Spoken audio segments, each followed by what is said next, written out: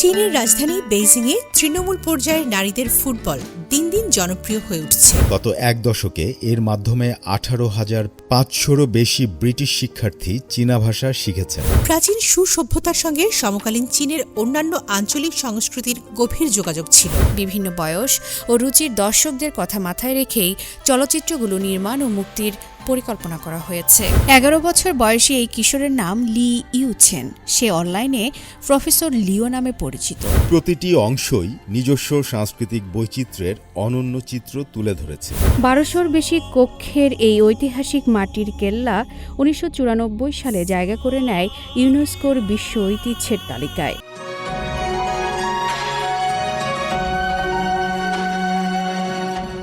হাজার বছর প্রাচীন ইতিহাস, ঐতিহ্য আর এক বৈচিত্র্যময় সংস্কৃতি, এর সঙ্গে মিলেমিশে গেছে আধুনিকতা।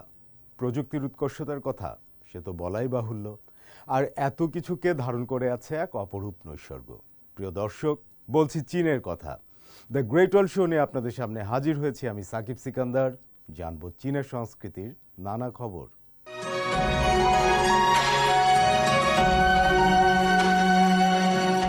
ফুটবল বিশ্বকাপের উন্মাদনা তো শেষ হলো, তবে রেশটা এখনও অমলিন। চলে যাব চীনের রাজধানী বেইজিংয়ে, ভিন্ন মেজাজের এক ফুটবল গল্পে। সেখানে তৃণমূল পর্যায়ের নারী ফুটবল দিন দিন জনপ্রিয়তা পাচ্ছে। শিশু কিশোরীরা ছুটে আসছে একাডেমিতে, এমনকি মায়েরাও অংশ নিচ্ছেন উন্মাদনায়। লাতিন আমেরিকান ফুটবল জাদুর দীক্ষা নিচ্ছে তারা। দেখে আসব প্রতিবেদনে, কণ্ঠে তামান্না জেনিফার।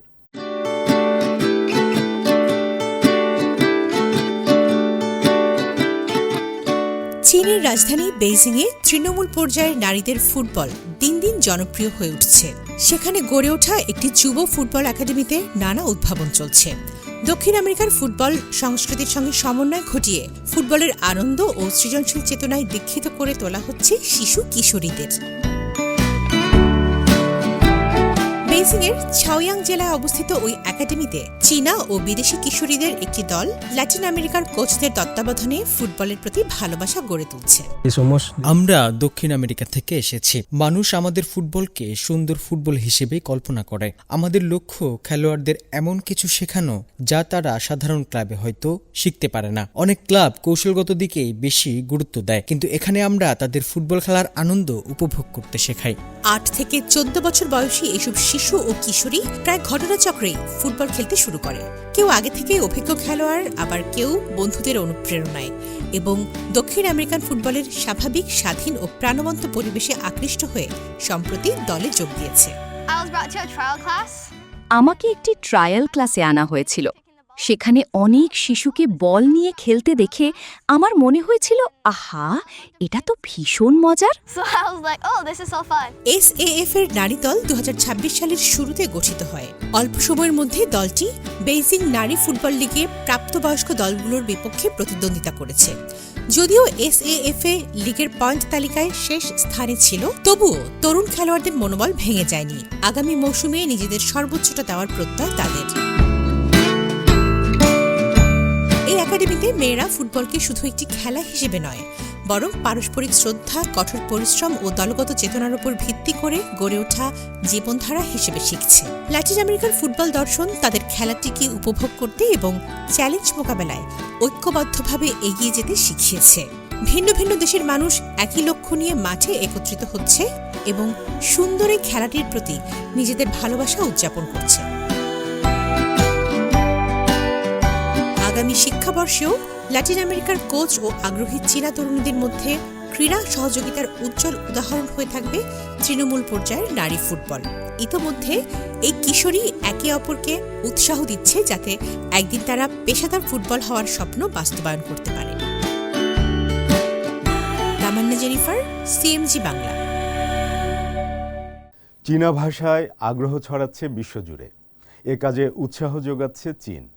মান্দারিন এক্সেলেন্স প্রোগ্রামের আওতায় বিভিন্ন দেশের শিক্ষার্থী ও শিক্ষককে চীনে নিয়ে মান্দারিন ভাষা শেখানো হচ্ছে। সম্প্রতি যুক্তরাজ্যে 1300-রও বেশি শিক্ষার্থী ও শিক্ষক এসেছিলেন চীনে। বাকিটুকু প্রতিবেদনে।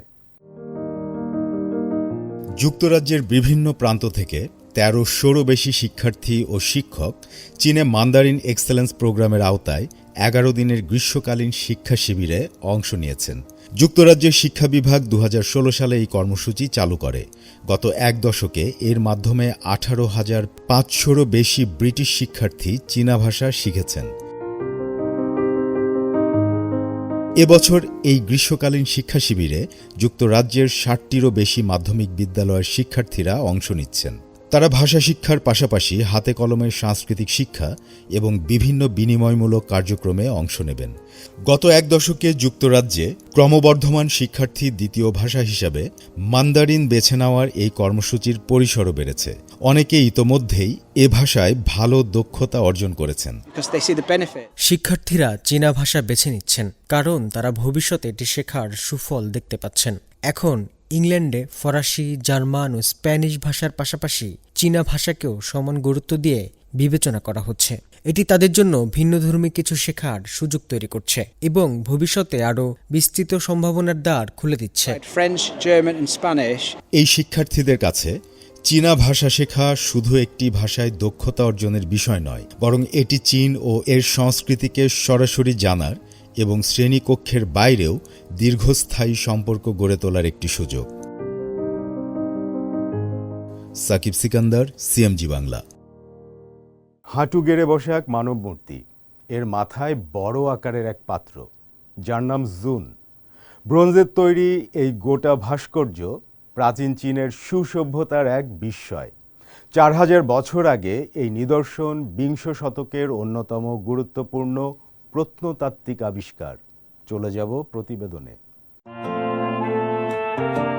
দক্ষিণ পশ্চিম চীনের সিচুয়ান প্রদেশের বিখ্যাত সানসিংতুই ধ্বংসাবশেষ থেকে একটি ব্রোঞ্জ নিদর্শন উদ্ধার করা হয়েছে।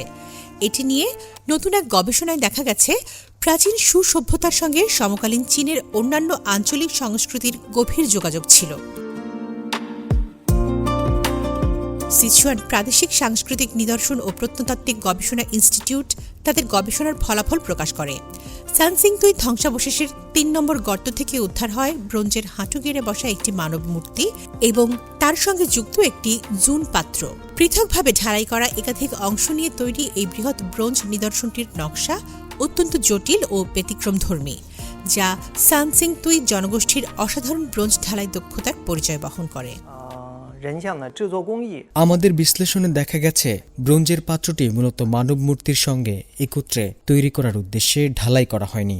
পরে সংযোজনের সময় এই দুটি অংশ একসঙ্গে যুক্ত করা হয়। তাই সীসার আইসোটোপ বিশ্লেষণ এবং মানব মূর্তির নির্মাণ প্রযুক্তি একত্রে মূল্যায়ন করে আমরা এই সিদ্ধান্তে পৌঁছেছি যে এটি স্থানীয়ভাবে নির্মিত নয়। ধাতব উপাদান বিশ্লেষণে দেখা গেছে নিদর্শনটির বিভিন্ন অংশ তৈরিতে ব্যবহৃত খনিজ উপকরণ চীনের বিভিন্ন অঞ্চল থেকে সংগ্রহ করা হয়েছিল। ব্রোঞ্জের জুন পাত্রটি সম্ভবত মধ্য সমভূমি অঞ্চলে তৈরি হয়েছিল। অন্যদিকে মানব মূর্তি এবং এর অলঙ্কৃত অংশগুলো স্থানীয়ভাবে সানসিংতুইতে ঢালাই করা হয়। সানসিংতুই ধ্বংসাবশেষ সিচুয়ান প্রদেশের রাজধানী ছেংতুর প্রায় 40 কিলোমিটার উত্তর পূর্বে হুয়াংহান শহরে অবস্থিত। এটি প্রায় 3000 থেকে 4500 বছর আগের প্রাচীন সুরাজ্যের নিদর্শন বলে মনে করা হয়। এটি বিংশ শতাব্দীতে অন্যতম গুরুত্বপূর্ণ প্রত্নতাত্ত্বিক আবিষ্কার হিসেবে বিবেচিত। তামান্না জেনিফার, সিএমজি বাংলা। চীনে গ্রীষ্মকালীন সিনেমা উৎসব চলছে। 2026 সালের এই মৌসুমে বক্স অফিস আয় 300 কোটি ইউয়ান ছাড়িয়েছে। দেশীয় ও বিদেশি নানা ধরনের সিনেমার প্রতি দর্শকদের আগ্রহের কারণেই এই মাইলফলক অর্জিত হলো, এমনটাই জানা গেছে। চীনের জনপ্রিয় টিকিট বিক্রয় ও বক্স অফিস তথ্য বিশ্লেষণকারী প্ল্যাটফর্ম মাওইয়ান জানায় চীনের গ্রীষ্মকালীন সিনেমা মৌসুমের মাঝামাঝিতেই মোট আয় 300 কোটি ইউয়ান অতিক্রম করেছে। চীনের এই গ্রীষ্মকালীন চলচ্চিত্র মৌসুমের ব্যাপ্তি 1 জুন থেকে 31 আগস্ট পর্যন্ত। তথ্য অনুযায়ী এ গ্রীষ্মে মুক্তির অপেক্ষায় রয়েছে 100টিরও বেশি চলচ্চিত্র। এর মধ্যে রয়েছে বিপ্লবী ইতিহাস ভিত্তিক কমেডি, অ্যানিমেশন এবং বিজ্ঞান কল্পকাহিনী ভিত্তিক সিনেমা। বিভিন্ন বয়স ও রুচির দর্শকদের কথা মাথায় রেখেই চলচ্চিত্রগুলো নির্মাণ ও মুক্তির পরিকল্পনা করা হয়েছে। প্রদর্শনীকে আরও প্রাণবন্ত করতে এবং ভোক্তাদের ব্যয় বাড়াতে চীনের বিভিন্ন অঞ্চলে ভর্তুকিযুক্ত সিনেমার টিকিট ভাউচার চালু করা হয়েছে। পাশাপাশি সিনেমা প্লাস উদ্যোগও সম্প্রসারিত হয়। এসব উদ্যোগ একদিকে যেমন মানুষের সাংস্কৃতিক বিনোদনকে সমৃদ্ধ করছে, অন্যদিকে মৌসুমি ভোগ ব্যয়ও বাড়াতে ভূমিকা রাখছে। আফরিন মিম, সিএমজি বাংলা। যার এখন শেখার বয়স সে এখন শেখাচ্ছে। অবশ্য সে যে শিখছে না তা নয়, তবে যাদের শেখার প্রয়োজন বা আগ্রহ তাদের জ্ঞানটা বিলিয়ে দিচ্ছে সে। বলছি এক কিশোরের কথা, ইতালি প্রবাসী চীনা কিশোর। ভিনদেশের যে অঞ্চলে তার বাস সেখানে চীনা ভাষার শিক্ষক হিসেবে তুমুল জনপ্রিয় সে। এই ক্ষুদে শিক্ষকের সঙ্গে পরিচিত হয়ে আসি। উত্তর ইতালির এক কিশোর সামাজিক যোগাযোগ মাধ্যম ব্যবহার করে বিশ্বের হাজারো মানুষকে চীনা ভাষা শেখাচ্ছে। তার এই উদ্যোগ অনলাইনে ব্যাপক জনপ্রিয়তা অর্জন করেছে। 11 বছর বয়সী এই কিশোরের নাম লি ইউছেন। সে অনলাইনে প্রফেসর লিও নামে পরিচিত। সে কন্টেন্ট নির্মাতা, প্রায় 1 লাখ অনুসারী তার। 8 বছর আগে পরিবারের সঙ্গে চীন থেকে ইতালিতে পাড়ি জমানো লি জানায় সে আনন্দ ও ইতিবাচক মনোভাব ছড়িয়ে দিতে আগ্রহী। একই সঙ্গে নিজের চীনা শিকড় ও ইতালির জীবনধারাকে একসুতোয় গাঁথার চিন্তা তার। শুরুতে আমি এটিকে শুধু মজার বিষয় হিসেবেই দেখেছিলাম, কারণ অনেক মানুষ আমাকে চীনা ভাষা শেখানোর অনুরোধ করত। কিন্তু হঠাৎ করে এত বেশি অনুসারী পাওয়ার পর আমি বড় ধরনের দায়িত্ব অনুভব করতে শুরু করি। লি 2 মাস আগে অনলাইনে ছোট ছোট চীনা ভাষার পাঠ প্রকাশ করা শুরু করে। এ কাজে তার ভাই বোন ও বন্ধুরা সহযোগীর ভূমিকা পালন করে। পর্দার আড়ালে লির সবচেয়ে বড় সমর্থক তার বাবা। তিনি একই সঙ্গে ভিডিওগুলোর পরিচালক ও ক্যামেরাম্যান হিসেবে কাজ করেন। বর্তমানে পরিবারটি ইতালির মন্টি বেলুনা শহরে বসবাস করছে, যেখানে লি স্থানীয়ভাবে বেশ পরিচিত মুখ হয়ে উঠেছে। লির কাছে এই ভিডিওগুলো শুধু ভাষা শেখানোর মাধ্যম নয়, এগুলো চীনা সংস্কৃতি তুলে ধরার পাশাপাশি ইতালির দৈনন্দিন জীবনকেও উদযাপন করার একটি সুযোগ। ক্রমবর্ধমান জনপ্রিয়তা সত্ত্বেও লি নিজের লক্ষ্য থেকে বিচ্যুত না হওয়ার ব্যাপারে দৃঢ় প্রতিজ্ঞ। আফরিন মিম, সিএমজি বাংলা।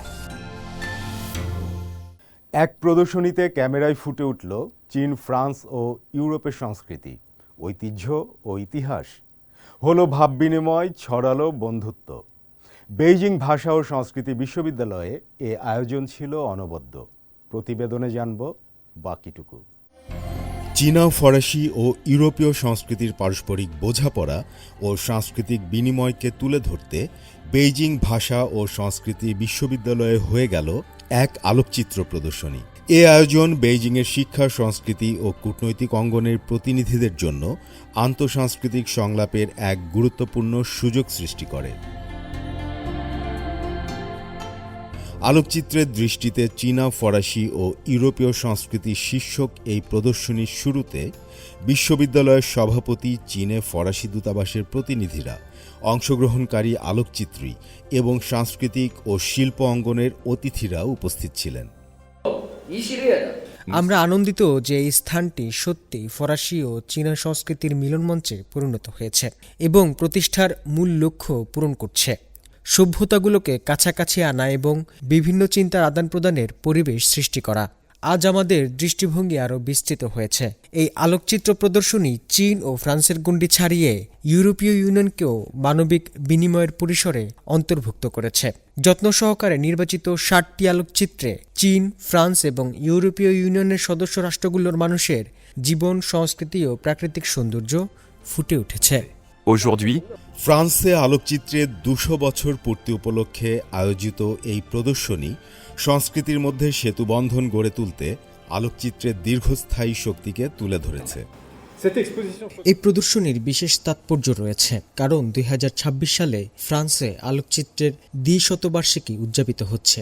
এই শিল্প মাধ্যমের জন্ম দেয়া প্রাথমিক পরীক্ষাগুলোর 2 শতাব্দী পর এই বার্ষিকী আমাদের বিশ্বকে বোঝার ক্ষেত্রে আলোকচিত্রের অপরিহার্য ভূমিকা নিয়ে নতুন করে ভাবতে আহ্বান জানায়। প্রদর্শনীটি 3টি অংশে বিভক্ত ছিল। চীন, ফ্রান্স এবং ইউরোপ। প্রতিটি অংশই নিজস্ব সাংস্কৃতিক বৈচিত্র্যের অনন্য চিত্র তুলে ধরেছে। চীনের তৃণভূমি ও মরুভূমি থেকে প্রাণবন্ত লোকজ উৎসব, ফ্রান্সের ঐতিহাসিক স্থাপনা ও নগর জীবন এবং ইউরোপের বিভিন্ন আনুষ্ঠানিক আয়োজন ও দৈনন্দিন জীবন সব মিলিয়ে প্রদর্শনীটি আন্তঃসাংস্কৃতিক বৈচিত্র্যের এক প্রাণবন্ত চিত্র তুলে ধরেছে। চীন ও ফ্রান্সের জনগণের বন্ধুত্বের প্রতীক হিসেবে এই প্রদর্শনী বিভিন্ন সংস্কৃতির মধ্যে বিনিময়, সহাবস্থান এবং পারস্পরিক বোঝাপড়াকে তুলে ধরেছে।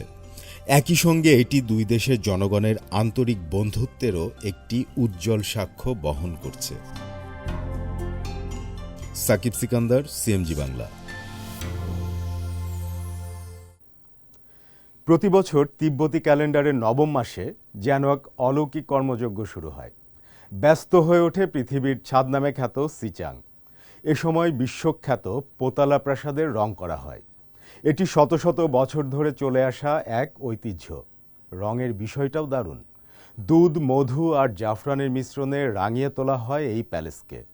বুদ্ধের মর্তে আগমনকে স্বাগত জানাতে ৩০০ বছরেরও বেশি সময় ধরে চলছে এই পবিত্র রঙের উৎসব। বিস্তারিত জানাচ্ছেন আফরিন মিম।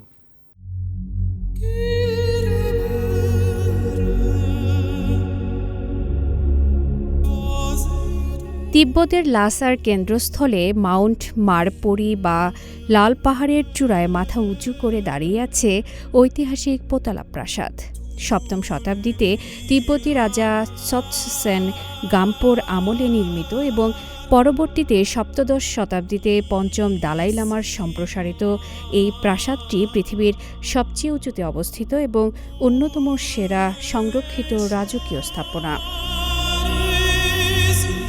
১২০০-র বেশি কক্ষের এই ঐতিহাসিক মাটির কেল্লা ১৯৯৪ সালে জায়গা করে নেয় ইউনেস্কোর বিশ্ব ঐতিহ্যের তালিকায়। কিন্তু এই প্রাসাদের মহিমায় প্রতি বছর যোগ হয় নতুন রং। তিব্বতী ক্যালেন্ডার অনুযায়ী প্রতি সেপ্টেম্বর মাসে শুরু হয় এক অনন্য উৎসব।